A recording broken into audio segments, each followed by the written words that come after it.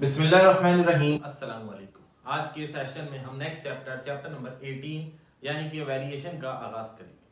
आज के सेशन में हम एक्सरसाइज नंबर 18.1 के क्वेश्चन नंबर 1, 2 एंड 3 को सॉल्व करने की कोशिश करेंगे। तो शुरू करते हैं रेशियो की डेफिनेशन से। What is ratio? Ratio is nothing but a comparison of to quantities having the same units. कहते हैं कि रेशियो कुछ भी नहीं है सिवाय इसके कि दो क्वांटिटीज का आपस में कंपैरिजन। शर्त यह है कि उन दोनों क्वांटिटीज का यूनिट जो है वो सेम होना चाहिए। जब दो क्वांटिटीज को आपस में कंपेयर करें तो उन दोनों क्वांटिटीज का सेम यूनिट में होना लाजमी है। आगे चलते हैं। रेशियो को लिखने का तरीकेकार यह है a रेशियो b या a अपॉन b। याद रखिएगा a अपॉन b से हरगिज मुराद ये नहीं है। देखिए 25 upon 30, this is not a ratio, this is fraction। तवज्जो रखिएगा, ये रेशियो नहीं है, ये फ्रैक्शन है। याद रखिएगा फ्रैक्शन में और रेशियो में क्या फर्क है। Simplest form of fraction is called ratio. अभी तक ये फ्रैक्शन है, अगर मैं इसकी सिंपलेस्ट फॉर्म में लिख दूं, यानी कि अगर मैं इसको ऐसे लिख दूं तो अब ये रेशियो है। अब ये रेशियो है। इससे पहले जो लिखा हुआ था 25/30, दिस इज फ्रैक्शन। बात आ रही समझ? फ्रैक्शन में रेशियो में क्या फर्क है कि ratio is the simplest form of fraction. Clear? इसको हम ऐसे लिख सकते हैं, 5/6 भी लिख सकते हैं। अच्छा, आगे लिखते हैं रेशियो हैज नो यूनिट। अब मे बी पॉसिबल कि यहां पर एक बात जो है वो आपको कंफ्यूज करे। आपने यहां पे कहा सर लिखते हैं टू क्वांटिटीज का दोनों का सेम यूनिट में होना लाजमी है, जबकि यहां लिखते हैं कि रेशियो का कोई यूनिट नहीं होता। इससे क्या मतलब है? इससे मतलब यह है कि जब हम दो क्वांटिटीज को आपस में कंपेयर करेंगे तो जब कंपेयर करेंगे उन दोनों क्वांटिटीज का जो यूनिट होगा वो सेम होगा। जैसे मिसाल के तौर पे ये लिखा है 40 सेकंड्स, ये लिखा है 3 मिनट। देखें दो क्वांटिटीज हैं, दोनों का यूनिट सेम नहीं है। ये मतलब है इन दोनों क्वांटिटीज का यूनिट सेम होना चाहिए। क्लियर? मान लेते हैं थोड़ी देर के लिए इसका आंसर आ गया। कैसे आया अभी हम आएंगे दोबारा इसके ऊपर। अब इसका कोई भी यूनिट नहीं होगा। अब ये जो लिखा है ना 2:9, अब बताओ इसका क्या है? इसका कोई यूनिट नहीं है। Ratio has no unit. हाँ, इन दो क्वांटिटीज का जो यूनिट है वो सेम होना लाजमी है। क्लियर? अब हम क्वेश्चन करेंगे फिर आपको बात समझाता हूं। हमने पढ़ा कि रेशियो को लिखने का तरीका a रेशियो b या a अपॉन b। क्लियर? अब इसमें a जो है, ये जो फर्स्ट टर्म होती है इसको हम एंटीसीडेंट कहते हैं, जबकि जो सेकंड टर्म होती है जो b कहलाती है इसको हम लोग कॉन्सिक्वेंट कहते हैं। क्लियर? नाम याद रहेगा, a antecedent, b consequent. Numerator में जो लिखा हुआ है एंटीसीडेंट, डिनोमिनेटर में जो लिखा हुआ है वो कॉन्सिक्वेंट। क्लियर? शुरू करते हैं। Question number 1, 70 kg and 28 kg। अब तवज्जो रखिएगा, मैंने क्या कहा था? To quantities having the same units. अब इनका यूनिट देखिए सेम है, केजी और केजी। ये मतलब जब दो क्वांटिटीज का जब रेशियो निकाला जाएगा तो उन दोनों का सेम यूनिट में होना लाजमी है, जैसा कि यहां पर।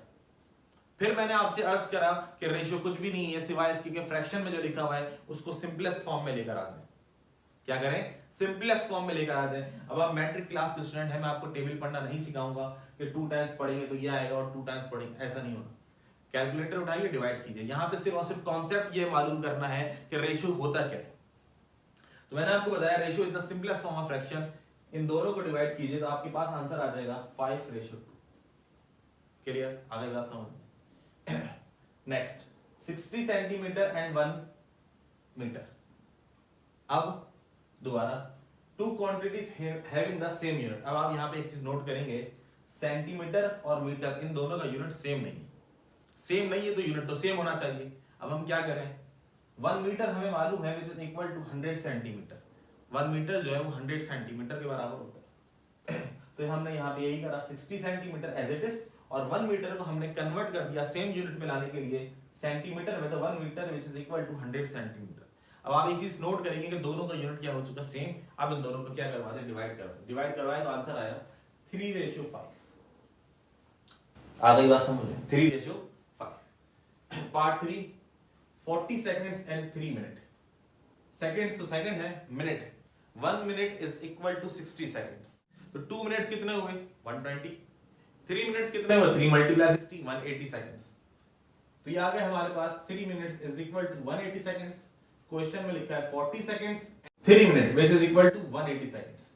तो 40 और 180 को डिवाइड कीजिए तो हमारे पास रेशियो आ जाएगी 2:9। Clear. Part 4 200 ml and 2L, L stand for liter। 1 liter is equal to 1000 ml।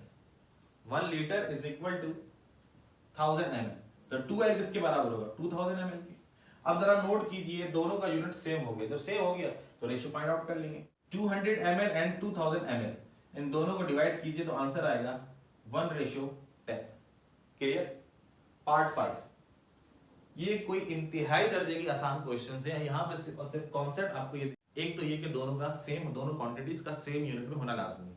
और रेशियो फाइंड आउट करने का क्या तरीकाकार है, जो फ्रैक्शन लिखी है उसकी सिंपलेस्ट फॉर्म में लेकर आ जाइए, इज कॉल्ड रेशियो। क्लियर। 135 और इसके ऊपर ये जो लिखा हुआ है छोटा सा डॉट टाइप या सर्कल बना हुआ है, this is degree and 360 degree. तो दोनों ही एंगल जो है वो डिग्री के अंदर है, तो दोनों को डायरेक्ट डिवाइड कर लेंगे। 135 अपॉन 360, इसको सॉल्व करें, इसकी सिंपलेस्ट फॉर्म लेकर आएंगे तो आंसर आएगा 3:8।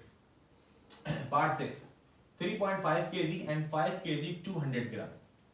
आई बात समझ। ये तो केजी में, ये केजी और ग्राम दोनों के अंदर है। अब जरा इसको सॉल्व कर लेते हैं। 1 kg which is equal to 1000 gram, 3.5 kg इसको लेकर आना है ग्राम में, तो 3.5 को मल्टीप्लाई कराएं 1000 से, 3.5 को मल्टीप्लाई कराएं 1000 से तो आ जाएगा 3500 gram. 5 kg which is equal to 5000 gram. अब सवाल यह है कि ये 5 kg और 200 ग्राम है।